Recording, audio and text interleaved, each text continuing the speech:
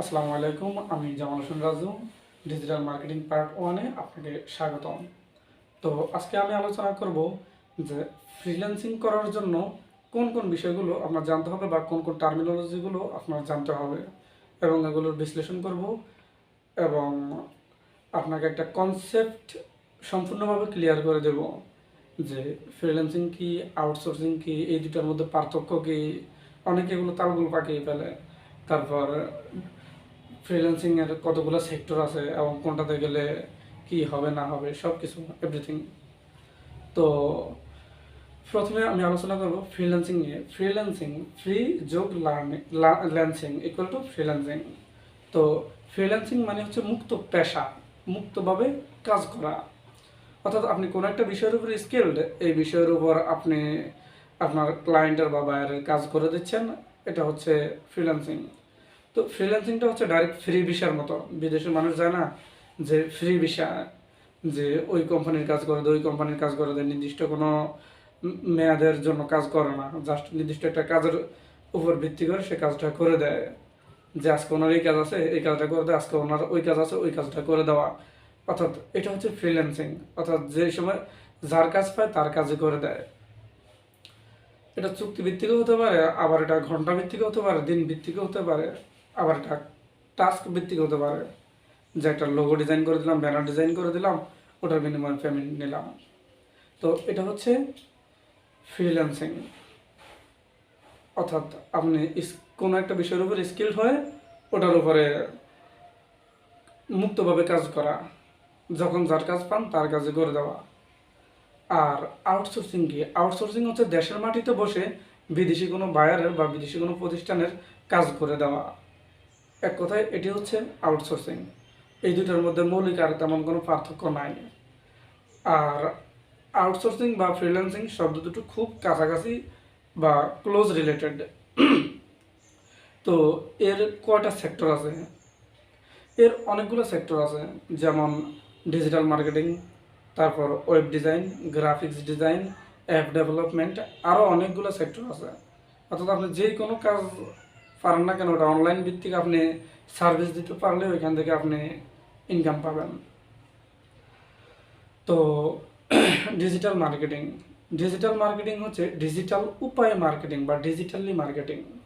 যেমন আগের যে ট্রেডিশনাল পথ ছিল, ওইখানে আপনি প্রোডাক্টগুলো বাজারে শো করতেন বা আপনার দোকানে শো করতেন, গ্রাহকদেরকে দেখাতেন। কিন্তু ডিজিটাল মার্কেটিংয়ের মাধ্যমে ডিজিটাল উপায়ে গ্রাহকদের কাছে আপনার যে প্রোডাক্ট আছে, প্রোডাক্টটা রিভিউ পৌঁছে দেওয়া এবং ওইখান থেকে আপনার কাস্টমারদেরকে আকর্ষণ করে তাদের কাছে সেল করা।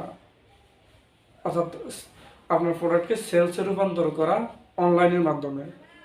এটা হচ্ছে ডিজিটাল মার্কেটিং। তো ডিজিটাল মার্কেটিং করার জন্য কি কি শেখা লাগে? ডিজিটাল মার্কেটিং করার জন্য অনেকগুলো জিনিস শেখা লাগে, যেমন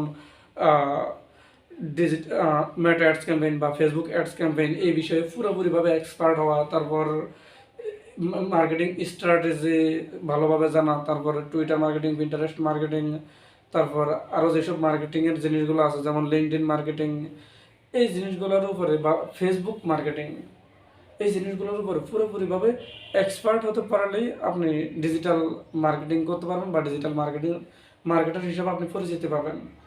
আর ওই যে ফ্রিল্যান্সিং, আর এই ফ্রিল্যান্সিং আপনি যখন করবেন তখন আপনাকে বলা হবে ফ্রিল্যান্সার।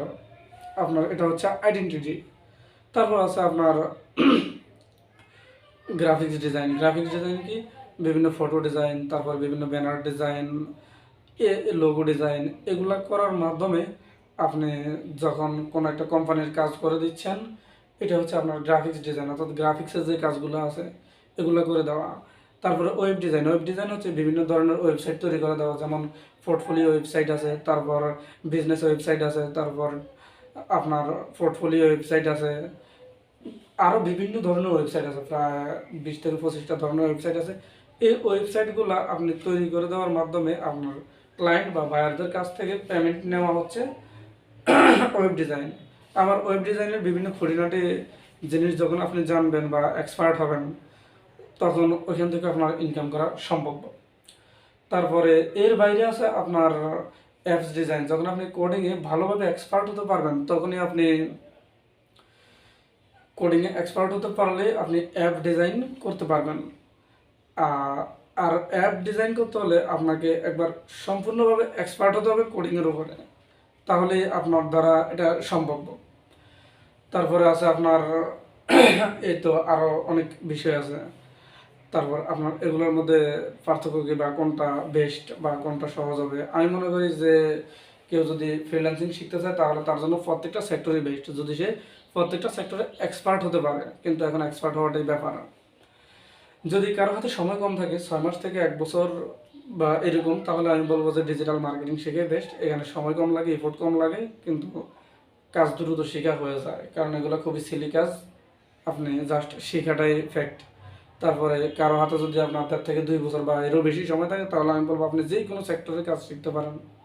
আপনি ওয়েব ডিজাইন শিখলেও আপনি ভালো করবেন, তারপরে গ্রাফিক্স ডিজাইন শিখলেও ভালো করবেন, অ্যাপ ডেভেলপমেন্টও ভালো করবেন। কিন্তু এগুলো অল্প সময়ে শেখা সম্ভব না, খুব টাফ। তো এই হচ্ছে মূল বিষয়।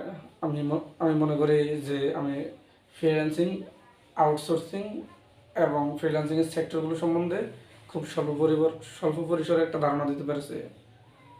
আর যদি এর ভিতরে কোনো প্রশ্ন থাকে অবশ্যই জানাবেন, কমেন্ট বক্সে জানাবেন, আমি ওটার উত্তর দিয়ে দেবো।